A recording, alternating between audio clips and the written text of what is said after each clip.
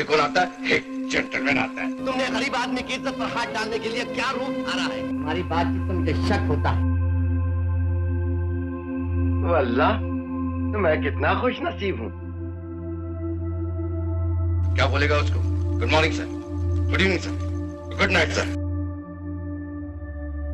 इनका फिल्मी करियर तकरीबन 4 दशकों तक चला था। वैसे तो इनका पूरा नाम था डेविड अब्राहम चेउलकर, लेकिन लोग इन्हें सिर्फ डेविड के नाम से जानते थे। फरमाइए, क्या खिदमत कर सकता हूँ आपकी?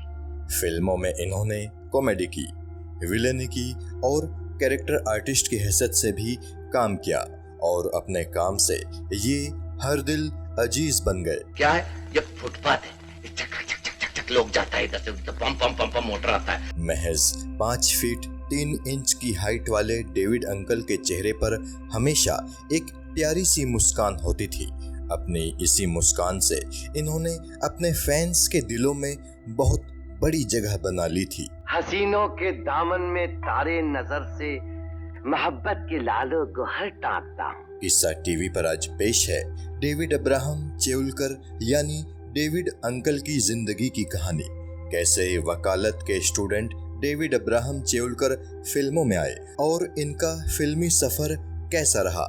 आज ये सारी कहानी हम और आप जानेंगे।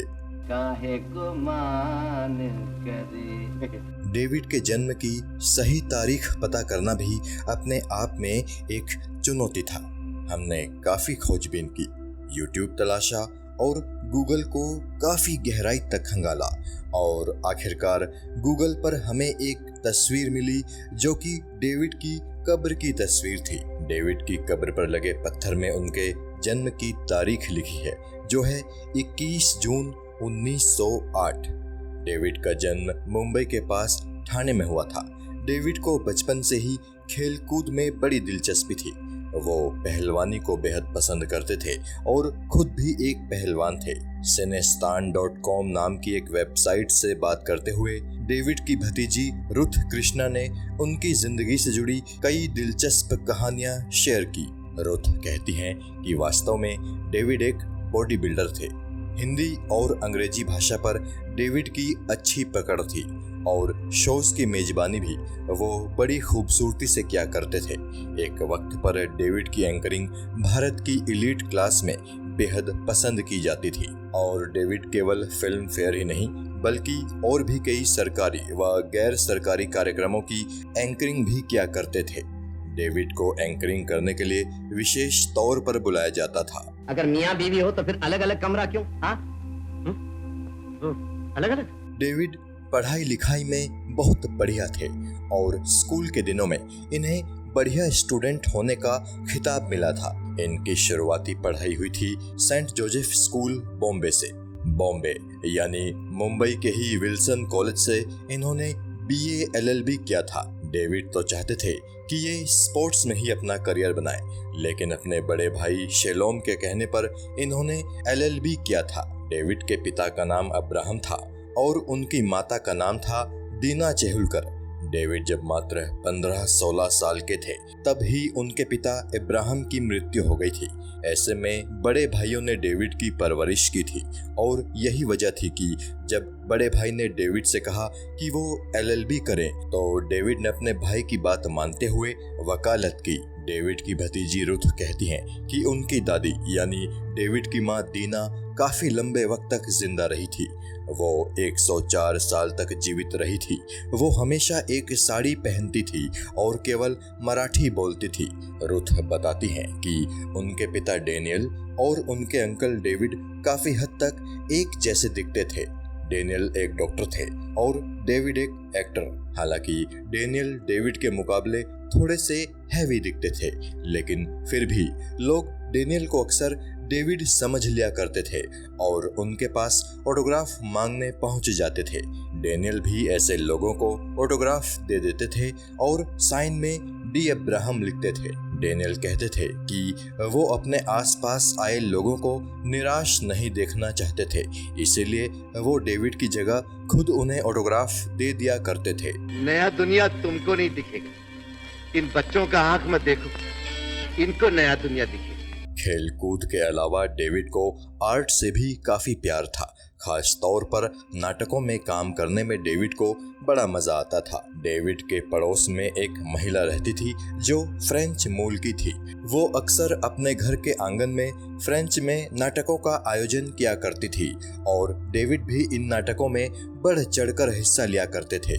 माना जाता है कि यही वो वक्त था जब ये तय हो गया था कि डेविड भविष्य में एक्टिंग में ही अपना मुकाम बनाएंगे। इन्हीं फ्रेंच नाटकों में ही डेविड पर एक शख्स की नजर पड़ी जो कि फिल्म डिवीजन से जुड़ा था। उसी इंसान ने डेविड को फिल्मों में काम करने का ऑफर दिया और डेविड ने भी खुशी खुशी ये ऑफर स्वीकार कर लिया। शुरुआत में डेविड के परिवार को उनका ये फैसला जरा भी पसंद नहीं आया था। डेविड के भाइयों को डेविड पर काफी गुस्सा आ रहा था। उस दौर में वैसे भी माना जाता था कि अच्छे घरों के लोग फिल्मों में काम नहीं करते। घर में काफी हंगामा हुआ, लेकिन डेविड अपनी जिद पर अड़े रहे और जरा भी टस से मस नहीं हुए।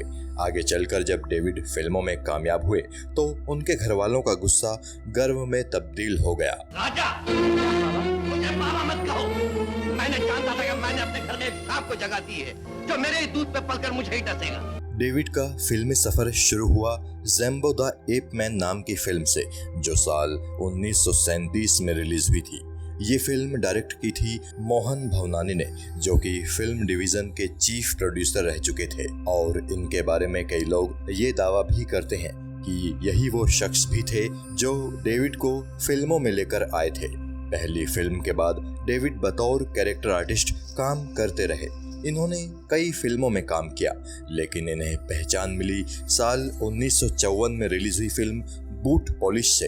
इस फिल्म में इनके किरदार का नाम जॉन चचा था, जो सड़क पर रहने वाले दो भाई बहनों को पालने की जिम्मेदारी लेता है और उन्हें जिंदा रहने के तरीके सिखाता है। डेविड के इस किरदार के लिए उन्हें Filmfare best actor in supporting role के पुरस्कार से नवाजा गया था। इतना ही नहीं, बूट पॉलिश नाम की ये फिल्म कांस फिल्म फेस्टिवल में भी प्रदर्शित की गई थी और वहाँ भी डेविड की एक्टिंग का हर कोई कायल हो गया था। हम तुमको बूट पॉलिश का काम सिखाएगा। हाँ, ये बिल्कुल अक्सर पॉलिश है, जैसा हमारा अक्सर तेल है ना। कहा जाता है कि देश के पहले प्रधानमंत्री पंडित जवाहरलाल नेहरू भी डेविड के फैन थे। खास तौर पर डेविड की एंकरिंग पंडित नेहरू को बहुत पसंद थी। पंडित नेहरू की मांग होती थी कि सभी सरकारी कार्यक्रमों का संचालन डेविड ही करे।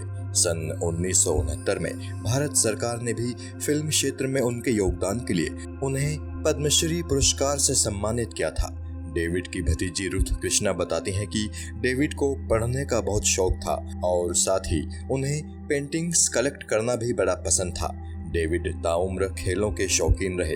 वो अक्सर कहते थे कि खेलों से राजनीति को दूर रखना चाहिए और राजनीति में खेल भावना आनी चाहिए। डेविड पूरे 50 सालों तक महाराष्ट्र वेट लिफ्टिंग फेडरेशन के प्रेसिडेंट रहे। साथ ही लगभग 35 सालों तक ये इंडियन वेट लिफ्टिंग फेडरेशन के वाइस प्रेसिडेंट भी रहे। कई सालों तक डेविड इंडियन ओलंपिक एसोसिएशन के भी मेंबर रहे और 1952 के हेलसिंकी ओलंपिक्स, 1960 के रोम ओलंपिक्स, 1964 के टोक्यो ओलंपिक्स, 1968 के मैक्सिको सिटी ओलंपिक्स और 1972 के म्यूनिक्स ओलंपिक्स में ये भारतीय डेलीगेशन का हिस्सा भी रहे थे। 1972 में जब म्यूनिख ओलंपिक्स के दौरान इजरायली खिलाड़ियों को आतंकवादियों द्वारा बंधक बना लिया गया था और 11 इजरायली खिलाड़ियों को मौत के घाट उतार दिया गया था, तो मरने वालों में से एक डेविड का दोस्त भी था। वो आए घर में हमारे, खुदा की कुदरत है। कभी हम उनको, कभी अपने घर को देखते हैं। मुंबई के परेल में डेविड का एक पुश्तैनी मकान था। इनका सारा परिवार वहीं पर रहता था, लेकिन डेविड रहते थे चर्च गेट के पास मौजूद क्रिकेट क्लब ऑफ इंडिया में। डेविड को यहाँ पर एक पर्सनल रूम अलॉट किया गया था। उनके रूम और उसके आसपास के इलाके को एक वक्त पर डेविड कॉर्नर कहा जाता था। David cricket club of India के उन शुरुआती मेंबर्स में से एक थे जिनके पास इसकी लाइफ टाइम मेंबरशिप थी। रुथ बताती हैं कि पहले डेविड ने विलिंगडन क्लब की मेंबरशिप के लिए अप्लाई किया था, लेकिन चूंकि वो एक एक्टर थे और विलिंगडन क्लब के उस वक्त के ज्यादातर मेंबर्स किसी एक्टर को क्लब के साथ जोड़ने के खिलाफ थे, इसीलिए डेविड को क्लब की मेंबरशिप नहीं दी गई थी। फिर बाद में डेविड ने क्रिकेट क्लब ऑफ इंडिया की मेंबरशिप के लिए अप्लाई किया था और उन्हें आसानी से मेंबरशिप मिल भी गई थी। रुथ ये भी बताती हैं कि डेविड काफी धार्मिक थे और ईश्वर पर उनका विश्वास अटूट था। डेविड के घर के बिल्कुल पास सिनेगोग मौजूद था और उस सिनेगोग के मुख्य कर्ता धर्ता डेविड के बड़े भाई ही थे। वही उस सिनेगोग में प्रेयर्स कराते थे। डेविड अगर मुंबई में होते थे तो वो हर शुक्रवार को होने वाली खास प्रेयर में जरूर शरीक होते थे। साथ ही यौम किप्पुर और ज्यूइश न्यू ईयर जैसे प्रमुख यहूदी त्योहारों पर तो डेविड हमेशा अपने परिवार के साथ होते थे।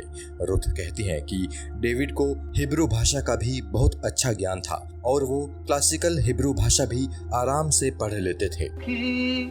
घूंघट पट खोलो। डेविड जब एक बड़ा नाम बन गए तो उन्होंने अपने परिवार की जिम्मेदारियों को भी बखूबी निभाया। डेविड के बड़े भाई जब गुजर गए तो उनके बच्चों को पढ़ाने की जिम्मेदारी डेविड ने ही उठाई।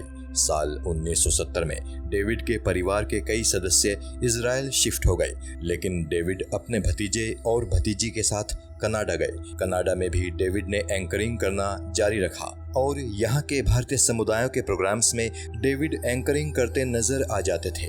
फिल्में छोड़ने से पहले डेविड लगभग 150 फिल्मों में काम कर चुके थे। डेविड आखिरी दफा नजर आए थे साल 1980 में रिलीज हुई फिल्म खूबसूरत में। हालांकि 2 जनवरी 1982 को स्ट्रोक के चलते डेविड की मृत्यु होने के बाद उनकी 2 फिल्में संबंध और गहरी चोट रिलीज हुई थी। कपड़ों में टाके लगाते लगाते 2-4 टाके ऐसे भी लग गए कि मेरी तकदीर का फटा हुआ ढोल भी सिल गया।